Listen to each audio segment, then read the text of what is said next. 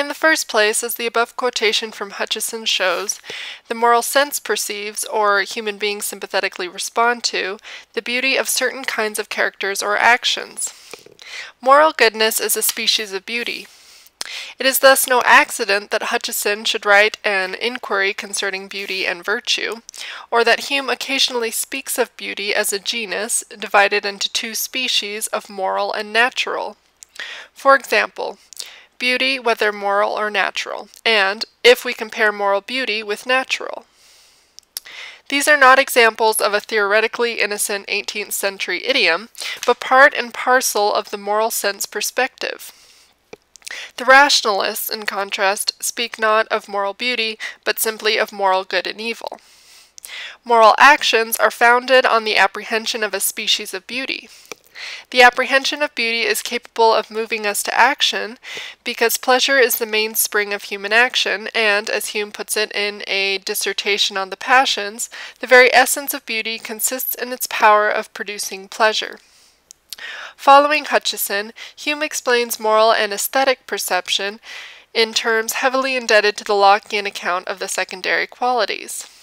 As noted in the previous chapter, however, his account differs from Hutcheson's in its pronounced focus on the mind of the observer. The difference is preserved in his account of beauty. The beauty of a circle, he says, is only the effect which that figure produces upon the mind, whose peculiar fabric or structure renders it susceptible of such sentiments. This does not necessarily mean that beauty has no real existence, but the issue need not be pursued further here, since from the point of view of moral philosophy, the precise location of perceptions of moral beauty is not of great importance. What matters is that beauty is perceived, and reliably so. Thus, Hume can happily agree with Hutcheson's confident assertion that we know an object is beautiful because whenever we perceive that object, we perceive the beauty. Beauty, Hutcheson says, will as necessarily strike the mind as any perceptions of the external senses. To explain the perceptions of beauty, including moral beauty, as akin to the secondary qualities, differing only in that it is perceived by a finer internal sense rather than by another external organ, has a significant implication. All ideas of secondary qualities require for their realization perception by an appropriate perceiver, so the same must be true of moral goodness. Thus, the moral sense theorists occasionally speak of the role of a spectator in moral determinations. Since the moral viewpoint is the disinterested viewpoint, it becomes possible to think of settling moral disputes by appealing to the impartial spectator. Both Hume and Hutcheson occasionally appeal to this figure, but the idea is worked out in great detail by Adam Smith, who, in the Theory of Moral Sentiments, provides an account of moral good, and of our motivations to pursue moral courses of actions in terms of the complex constitution of the impartial spectator of human affairs. Of more immediate importance, however, is the fact that any theory of moral goodness which assigns a central role to the perceptions of appropriately placed minds must insist on the uniformity of the disinterested perceptions of the relevant minds if the public or social character of the moral world is to be retained. If this seems an impossibly stringent requirement, it needs only to be remembered that, with respect to the classical secondary qualities, the requirement enjoys widespread acceptance. There is no ordinary resistance to say that sugar is sweet, or that fire engines are red. So, if Hume thinks of moral beauty in ways that parallel the secondary qualities, he should acknowledge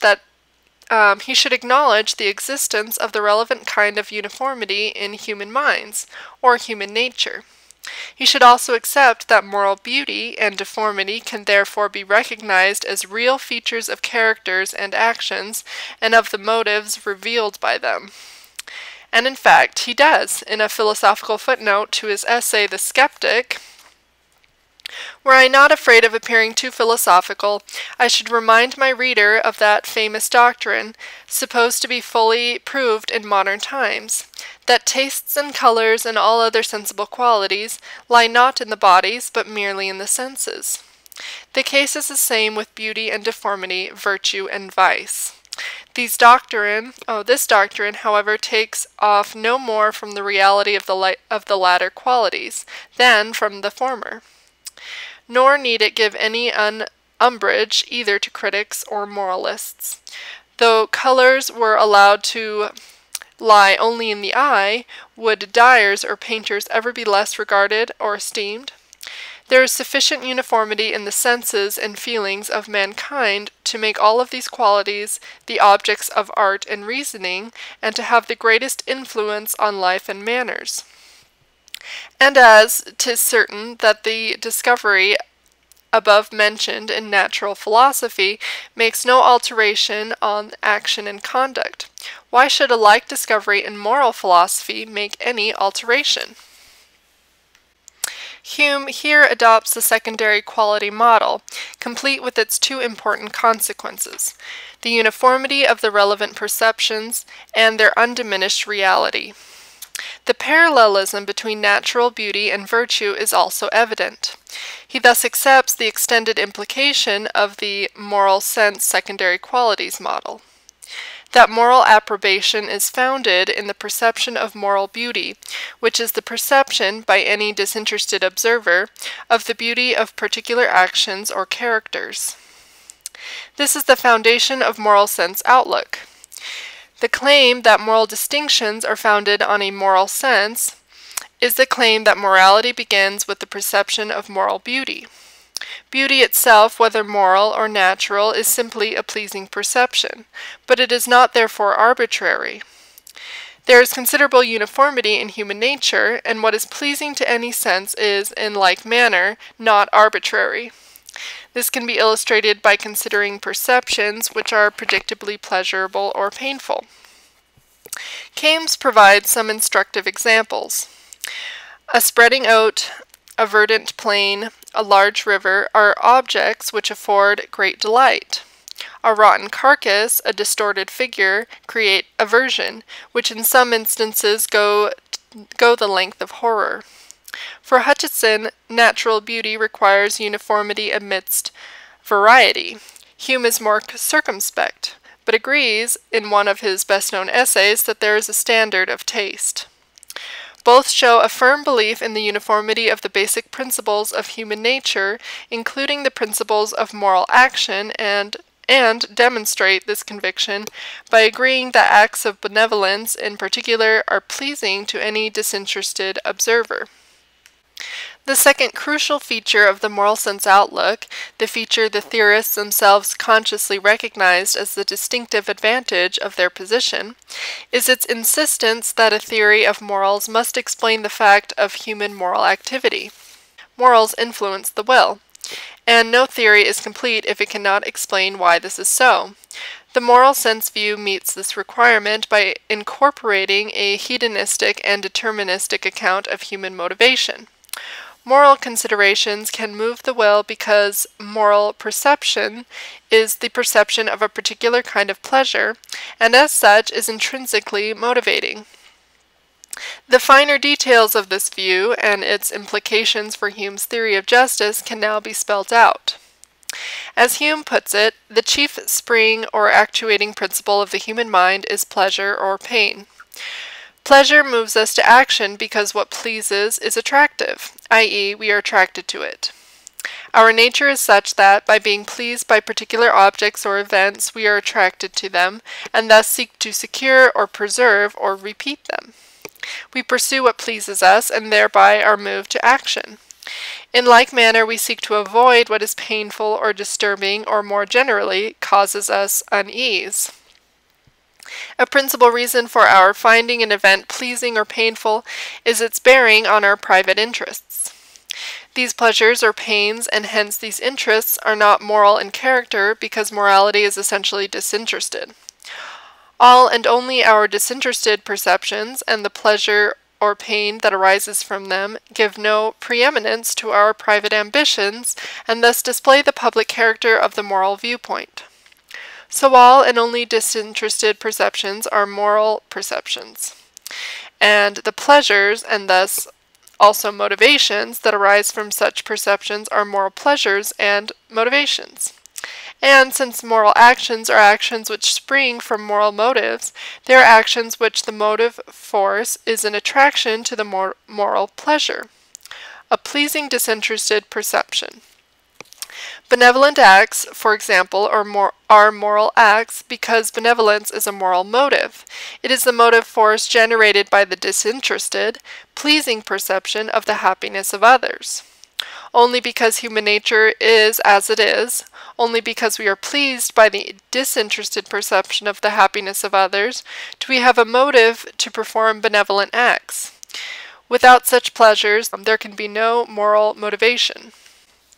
This is an important conclusion, but its importance is not visible until the relationship between motivation and obligation in the moral sense outlook is explained.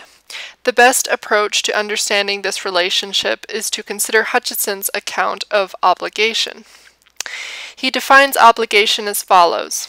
It is a determination without regard to our own interest to approve actions and to perform them, which determination shall also make us displeased with ourselves and uneasy upon having acted contrary to it.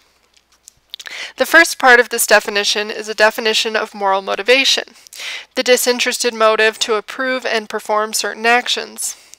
The second part is simply a consequence of the former. Where we act contrary to our disinterested motive, it is because this has been outweighed by a stronger, self-interested one. But the stronger motive, despite outweighing the weaker, does not destroy it, and once the stronger motive has been successful in moving us to a self-interested action, it typically dissipates. We are then left with the disinterested motive alone, and where the self-interested act has cut off the possibility of performing the disinterested act, the disinterested motive remains, but without means of its satisfaction. Consequently, we remain uneasy or displeased with ourselves. If this account is substantially correct, then for Hutcheson, obligation and moral motivation are identical. Obligation is the push or pull exerted on the will by the disinterested pleasing perception of the particular action or character, and moral motivation is the same. The identity of these two moral elements in Hutcheson's theory can be confirmed by the example of benevolence. For Hutcheson, the moral motivation par excellence. If moral motivations are obligations, he must accept that there is an obligation to be benevolent. Since benevolence is a mental state, it may sound odd to suggest, even impossible to require, that it could be the object of an obligation. Hutcheson, however, sees no such difficulty. There is, he says, naturally an obligation upon all men to benevolence. He sees no difficulty because he believes that all men to have a natural inclination, a natural moral motive to benevolence. Where self-interest does not interfere, we enjoy and so seek to support the well-being of others. The identity of obligation and moral motivation thus implies that there is a natural obligation to benevolence. If moral motivation and obligation are identical, then the absence of one implies the absence of the other. Where there is no moral motivation, there is no obligation. For the interpretation of a famous Humean passage, this is a significant implication, although its significance may not be immediately obvious. It can be brought out better by some rephrasing.